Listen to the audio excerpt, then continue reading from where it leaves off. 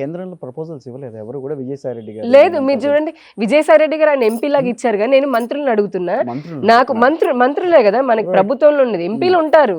ఆయన పార్టీ పరంగా వాళ్ళందరినీ అనధికార ముఖ్యమంత్రిలా ఒక సకల శాఖ మంత్రి సజ్జల రామకృష్ణారెడ్డి గారు ఉంచుకున్నారు. మొదట్లో విజయసాయి రెడ్డి గారు కూడా ఉన్నారు. నేను ఆ పార్టీ గురించి మాట్లాడట్లే, ప్రభుత్వం గురించి మాట్లాడుతున్నాను. మంత్రులు చిత్తశుద్ధి ఉంటే గనక నిజంగా ఇప్పుడు ప్రతి ఉదాహరణకి వైద్య శాఖను తీసుకుందాం. వైద్య శాఖే ఉంది, NHM కింద అంబ్రెల్లా దాని కింద మనకి నిధులు వస్తాయి. ఇవే కాకుండా రాష్ట్రంలో ఇంకేదైనా స్పెషల్ ప్రాజెక్ట్స్ కావాలని అనుకున్నప్పుడు కానీ అసలు అంతెందుకు ఆయుష్మాన్ భారత్ ని కూడా కాలు పెట్టనీయాల జగన్మోహన్ రెడ్డి గారు. ఏది 5 లక్షల మంది ప్రధానమంత్రి ఆయుష్మాన్ భారత్ కింద ఇస్తాంరా బాబు అని అంటుంటే మిగతా రాష్ట్రాన్ని ఎగబడి తీసుకున్నారు, కానీ ఈయన నాకొద్దు నేనే చూసుకుంటా అని చెప్పని అన్నారు. సరే ఉదాహరణకు అది అలాగా ఏ ఒక్క శాఖ మంత్రి కూడా కేంద్రంలోకి వెళ్ళి ఢిల్లీలో కూర్చొని పార్లమెంట్ జరుగుతున్నప్పుడు ఆ తర్వాత అయినా సరే రాష్ట్రానికి తీసుకొని రాలా, ₹1 కూడా తీసుకురాలా. ఉన్నవి బటన్ నొక్కుంటూ వెళ్ళారు. నేను అదే చెప్తాను, సంక్షేమాన్ని ఖర్చు పెట్టద్దని ఎవరు చెప్పరు, ఎందుకంటే ప్రజలకు అందాలి. కానీ ₹100 ఒక రాష్ట్రానికి అవసరము ఆదాయం అని అనుకున్నప్పుడు ఆ ₹100లోంచి మనకి ఆదాయ మార్గాలు కూడా ఉండాలి. వచ్చిన ఆదాయ మార్గం యాక్చువల్గా స్లాబ్ ఉంది, ఏది not more than 15% or 20% should not be utilised for welfare అనేసి ఉన్నది. కాబట్టి అది కాకుండా ఈయన చూస్తే 80 నేను చెప్పేది కాదండి, మీరు సంక్షేమానికి 80 కాతే 1,00,000 కోట్లు పెట్టండి, కానీ దానికి 2 లక్షల కోట్ల ఆదాయం చూపించండి. అప్పులు చేసి పెట్టమని అడగలేదు కదా, ఇక్కడ వ్యవస్థ ఏమైపోవాలి మరి. సో ఈ రోజున ఆయన ఉన్నప్పుడు జగన్మోహన్ రెడ్డి గారు ఉన్నప్పుడు వ్యతిరేకించాల భారతీయ జనతా పార్టీ సంక్షేమాన్ని. మీరు నేను మర్చిపోయినా కూడా మీరే మంచిగా అడిగి గుర్తు చేస్తున్నారు. సో నేను ఎక్కడికో క్యారీడ్ అవుట్ అయిపోతున్నా జగన్మోహన్ రెడ్డి గారికి. థ్యాంక్ యూ, కరెక్ట్ గుర్తు చేశారు నాకు. సంక్షేమానికి అసలైనటువంటి నిర్వచనం చెప్పింది భారతీయ జనతా పార్టీ కేంద్రంలో. ఏ విధంగా అంటారా, నేను అది కూడా చెప్తాను. నాది మాట అయిన తర్వాత మీరే ఒప్పుకుంటారు నేను చెప్పేదానికి.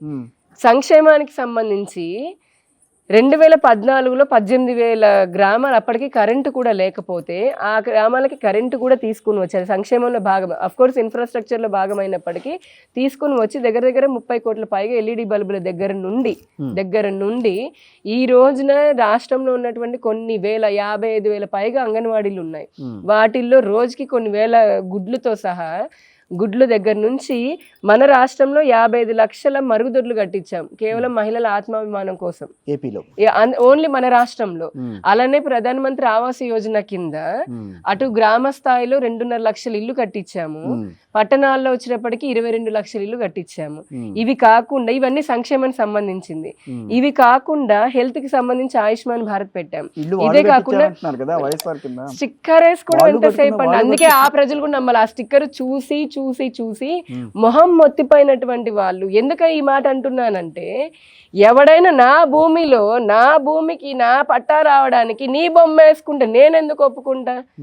నా మొగుడు పేరు మా నాన్న పేరు పెడితేనే ఒప్పుకోను నేను ఆస్తికి. ఉదాహరణకి అనుకుంటున్నా, నీ బొమ్మ వేసుకుని నువ్వేదో నాకు దానంలాగా భిక్షలాగా ఇస్తావు అంటే ఎందుకు ఒప్పుకున్నా? ప్రచార పిచ్చి అంటారు దాన్ని.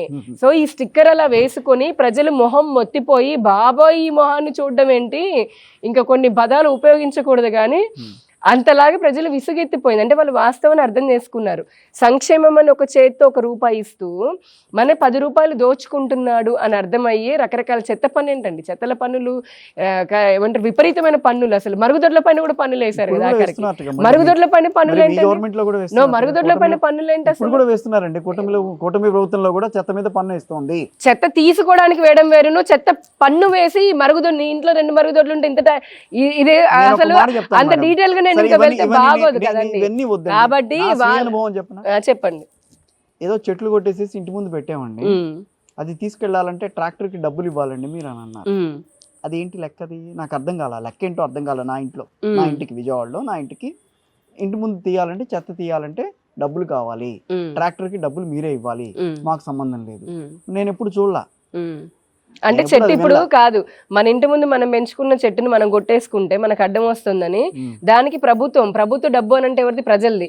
అంటే మన ఇంటి పక్కన వాడు కట్టే ట్యాక్స్, మన ఇంట్లో మన ఇంటి ఎదురుగా ప్రభుత్వం డబ్బులు ఎక్కడి నుంచి వస్తాయండి? ప్రజలు కట్టే పన్నుల నుంచేగా. మీ ఇంట్లో మీరు పెంచుకున్న చెట్టు ముందు నుంచి అంటే మీ ఇంట్లో ఏ చెట్టు కొట్టేసో నాకు తెలియదు కాబట్టి బయట ఉండే అదే చెప్తున్నాను. ఏదో నీరు పోసే ఏదో పెంచుంటారు కదా మామూలుగా, అసలు చెట్లని పెంచుకొని వాడు ఎవడైనా ఉంటాడా? అలాంటిది పక్కింటి వాడు ట్యాక్స్ కట్టిన డబ్బుల్లోంచి మన జోబులోంచి మనం కట్టకూడదు, అదేంటండి? పక్కిన ట్యాక్స్ వాడు కట్టాలి. ఇక్కడ ప్రభుత్వ బాధ్యత ఏంటి? కాదు, అదే మున్సిపాలిటీ ఏంటి? అందుకే మున్సిపాలిటీ ప్రజలందరికీ మీ ద్వారా, మీ వైబ్రెంట్ ద్వారా దయచేసి ఈ మెసేజ్ వెళ్ళేలాగా చూడండి. నేను ఒక ట్యాక్స్ పేయర్ లాగా నేను ఇప్పటికి ఒక 100 మెసేజ్లు ఇచ్చుంటా ఈ విధంగా. ప్రభుత్వానికి ప్రజలు పన్నులు మీతో సహా నాతో సహా రాత్రి పగలు కష్టపడి పని చేసుకొని అందులోంచి ట్యాక్స్ కట్టేది దేనికోసం అనంటే, ఒకటి నాకు రక్షణ కల్పించడం కోసం. వాస్తవంగా ప్రభుత్వానికి కట్టేది ఏది? నాకు పోలీసు వ్యవస్థ ఉండాలి కాబట్టి నాకు రక్షణ, నా కుటుంబానికి రక్షణ, భద్రత కల్పించడం కోసం ప్రథమమైనది. రెండవది నాకు కనీస అవసరాలటువంటిది. ఇప్పుడు కరెంట్ ఉంది, నేను ఎంత అపర కోటీశ్వరుని అయినా ప్రభుత్వ కరెంట్ అది అంటే వైర్ మనం ఇస్తామేమో ట్రాన్స్ఫార్మర్ అని చెప్పని, కానీ నేను వేసుకుని మెయింటైన్ చేసుకోలేం కదా. ట్రాన్స్ఫార్మర్ లోడ్లు పెట్టుకోవడం వేరు, సబ్ స్టేషన్ నేను కట్టుకోలేను కదా. అది మాట్లాడదాం మళ్ళీ. దానికి 1,20,000 కోట్ల అవినీతి జరిగింది, అది కాదు నేను చెప్పేది. కనీస వసతులు ఏవైతే ఉంటాయి ఉంది కదా, అవన్నీ ఇప్పుడు బయటకు వస్తున్నాయి కదా. సో బిఫోర్ యూ ఇంటరప్ట్ మీ, కనీస వసతులైనటువంటి నీరు అంటే మన నదుల్లోంచి డైరెక్ట్ తెచ్చుకొని తాగలేం కదా, మామూలుగా మన ఇంటి వరకు రావాలి కదా. సో దానికి పైపులు అన్ని తవ్వాలి అంటే కనీస వసతులు ఇవి: నీరు, కరెంటు, ఇంటి ముందు రోడ్డు, మరి గుంతల రోడ్డు ఉండకూడదు కదా, మనం తిన్న తర్వాత పోయేదానికి డ్రైనేజ్ ఉండాలి కదా. ఇటువంటి కనీస వసతులు ఇవి కల్పించడం కోసమని మనం కొంత మన దానిలోంచి సంపదలోంచి ప్రభుత్వానికి ఇస్తున్నాం, ఎందుకంటే అదొక వ్యవస్థ కాబట్టి. ఏ గవర్నమెంట్ అయినా చేయాలి, కానీ అంతకు మించి నువ్వు ఏదో ప్రజలు ఉన్నావు కాబట్టి, నేను ప్రభుత్వంలో ఉన్నాను కాబట్టి నీ ముక్కు పిండి నీ చీమిడికి కూడా నేను ట్యాక్స్ వేస్తానంటే అది ఎవడో హర్షించాడు. అందుకే ఎంతో మంది మహిళలు వ్యతిరేకించారు జగన్మోహన్ రెడ్డి గారిని.